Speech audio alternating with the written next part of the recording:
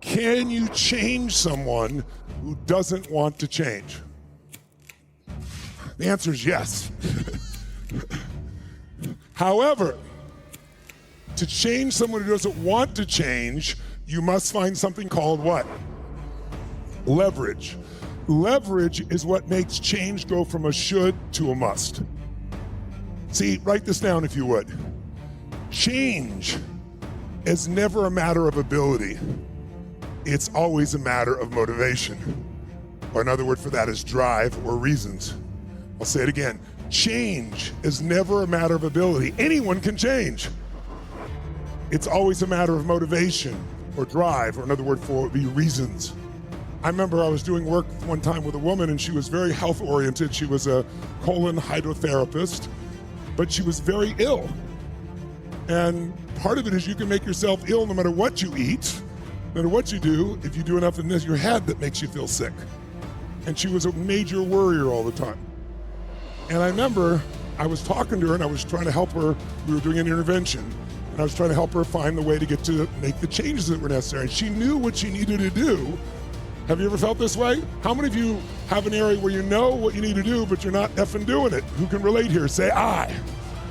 So the only reason you're not doing it is you don't have strong enough reasons. It's because whatever you're doing that's not good meets some of your needs for certainty or significance or variety or connection.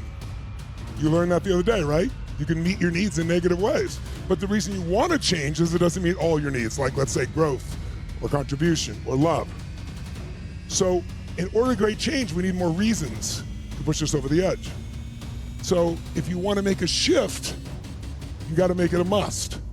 And so the goal is make it a must. And that's why I said to them, anyone can change.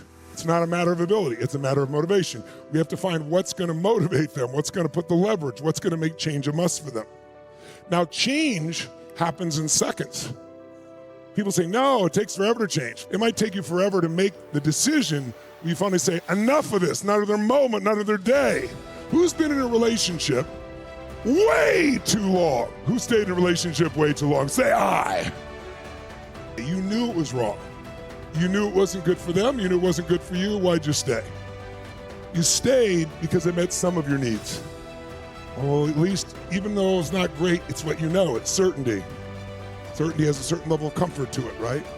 It might have been, you imagined it being better. There's so many ways that you can duck change. But it's not a matter of ability. If there's a strong enough reason, you will do it. So one of the ways people avoid change, listen to me now, is wherever they're experiencing pain that would give you leverage to change, they exit that time frame. You ever wonder how someone could go to a doctor, they're told they have lung cancer, they smoke, and the doctor says, if you don't stop smoking, you're gonna die, and they keep smoking. You would think that would be enough leverage for some people. It is. Some people, that still won't do it. You know why? Because their brain goes, well, George Burns smoked until he was 102 years old. And they say, because no one knows the future, so you can make it up. Or they escape the leverage by saying, well, I've smoked in the past and I was okay. We've all had moments of change. Who's had a relationship like that and you finally got to a point where you said, no more, not another moment, I'm out of here. It was painful in the past, it's painful in the present, it's painful in the future, it's over. Who's done this? Say I. When you link pain to the past, present, and future, there's no escape. And so you change. How many got something that needs to change that has not? Then you don't have enough leverage. And you have to use pain judiciously, just a short burst to break the pattern. I'll give you an example. How many of you have had a certain food or a certain alcohol or a certain dessert that you loved until one day when you had an experience where what you consumed came out of you in multiple locations.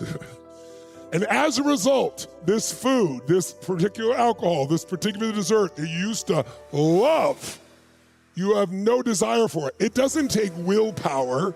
You have no desire. It almost makes you sick to think of it. Well, guess what? You changed in a moment. How did the change happen? All that happened in that moment is your brain changed what it associated in your nervous system. It's a technical term, it's called neuroassociation. It just means your brain linked pain to what it used to link pleasure to. And when you link enough pain to something, your brain will avoid it at all costs. If you link enough pleasure, your brain's gonna go for it. The bottom line is, what happens to us can be horrific, but what really controls us is the meaning. Have you gotten that now? So no matter how horrific the experience we've all been through, and there's a lot of horrific experiences we'll go through in our lives, we gotta know that we can heal any of those as long as we can find a greater meaning. Somehow that makes us stronger, makes us care more, makes us give more. And the meaning is the power. Change the meaning, you change your life. We are not our biography. We are the decisions we make about what things mean and what we're gonna do about it. Because this man does not want to change under any circumstances, because he knows being mean has made him rich, he thinks. It's not true, but he thinks it, so he keeps doing it. We do whatever we believe. In our own life, the only way you end and have peace is you free yourself from those limiting meanings. So I'm watching this and going, wow, this guy didn't want to change, and he changed that fast. How did it happen? 3 neuroassociative conditioning specialists showed up at his house. 3 ghosts. And what do those ghosts do? They got him to associate massive amounts of what? Of what?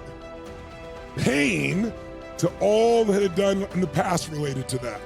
But then, when he thought he couldn't handle it more, they brought him to the present and gave him unbelievable pain in the present. And then he thought he was done, and they took him all the way to the future, all the way to the moment of his death, and put him in eternal pain, he thought. And then he woke up and realized, I can change it all right now. And how fast did he change, my friends? How fast? How fast? In a heartbeat. But it's because he had pain in the past, the present, and the future. There was no place to escape. The leverage is there. If I put a wall here, here, and here, and the one behind, I start to close them, magically you'll move that direction. So we want to do that for ourselves. We want to free ourselves. Who's up for that? Say I.